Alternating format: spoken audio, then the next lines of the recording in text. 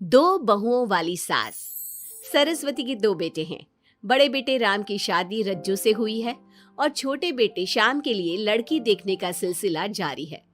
एक दिन रज्जू की माँ का फोन आता है और उसकी सास फोन उठाती है। हेलो, कौन बोल रहा है? दूसरी तरफ फोन पर रज्जू की माँ लीलावती बोलती है। हेलो समधन जी, मैं लीलावती बोल रही हूँ, रज्जू की माँ। अरे नमस्कार समधन जी, कैसी हो? बहुत दिनों के बाद याद किया आज। यहाँ पर तो सब कुछ ठीक है, बस मेरी तबीयत थोड़ी खराब है। अगर बुरा न मानो तो एक बात बोलूं? अरे कैसी बात कर दी आपने समधन जी, आपकी बात का बुरा क्यों मानना, बोलिए बोलिए। मेरी कुछ दिन से तबीयत ठीक नहीं है और यहाँ पर मेरी देखभाल करने वाला कोई नहीं। क्या आप रज्जू को कुछ दिन के लिए मेरे पास भेज सकती हैं?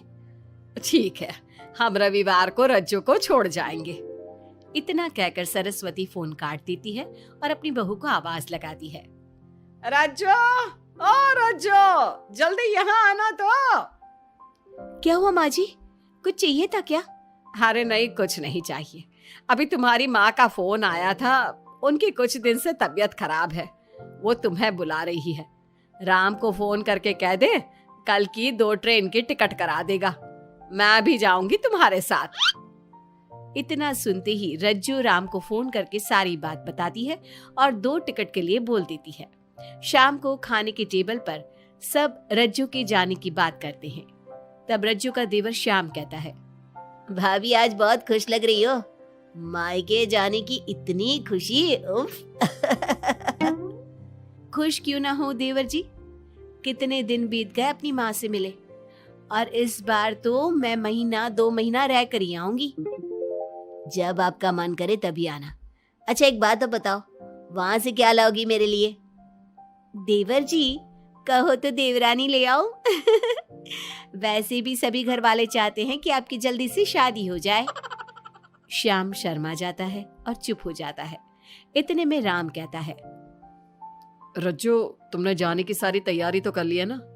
कपड़े तो रख लिए ना? थोड़े गर्म कपड़े भी रख लेना, वहां ठंड होगी, और जल्दी आने की कोशिश करना। ठीक है, मैं जल्दी आने की कोशिश करूंगी बस। अगली सुबह दोनों जाने की तैयारी करने लगी। राम उन्हें स्टेशन छोड़कर घर वापस आता है। कुछ घंटों बाद रज्जू और सरस्वती गांव पहुंच जाते हैं। रज्जू अपनी माँ को देखकर बहुत खुश होती है। माँ, आप अपना बिल्कुल भी ध्यान नहीं रखती, कितनी कमजोर हो गई हैं आप। अब बेटा क्या ध्यान रखूं, उम्र भी तो हो गई है, ये बीमारियां तो लगी रहेगी।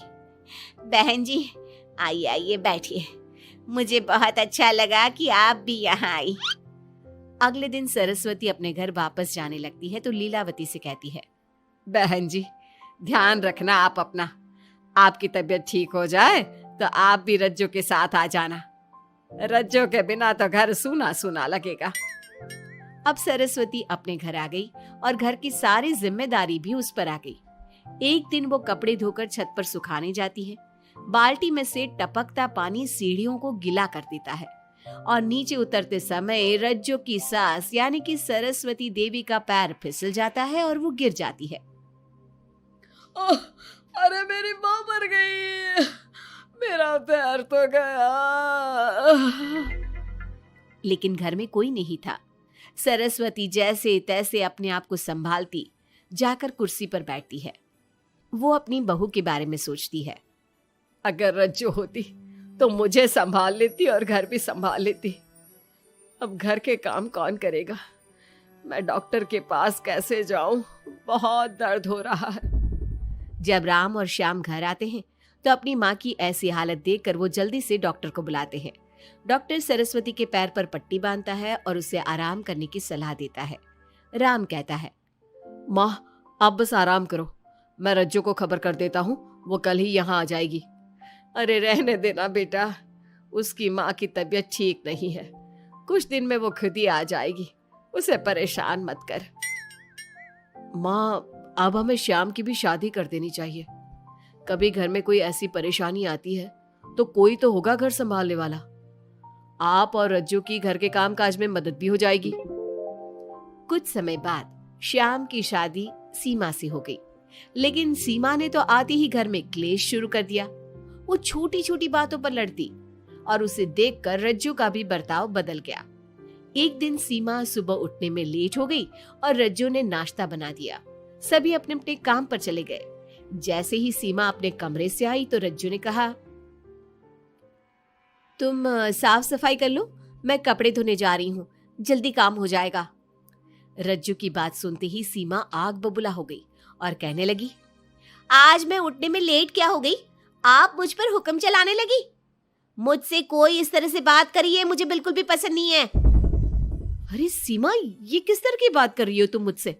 मैंने कोई हुक्म नहीं दिया तुम्हें। मैं तो बस काम को जल्दी खत्म करने की बात कर रही हूँ। उन दोनों की नोक झोंक सुनकर सरस्वती बाहर आ जाती है और दोनों को समझाती है।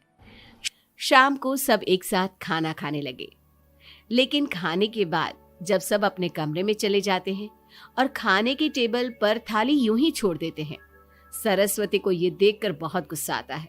वो दोनों बहुओं को बुलाकर कहती है, तुम सब खाना खाकर चले गए, अब ये बर्तन कौन उठाकर रखेगा? मेरे लिए छोड़कर गई हो सारा काम। तुम दोनों को शर्म नहीं आती? अब दोनों बहुएं एक दूसरे के ऊपर बात टालते हुए फिर लड़ने लगी। ये देख सरस्वती परेशान हो गई। उसने दोनों को डांटा और उन्हें अपने कमरे में भेज दिया।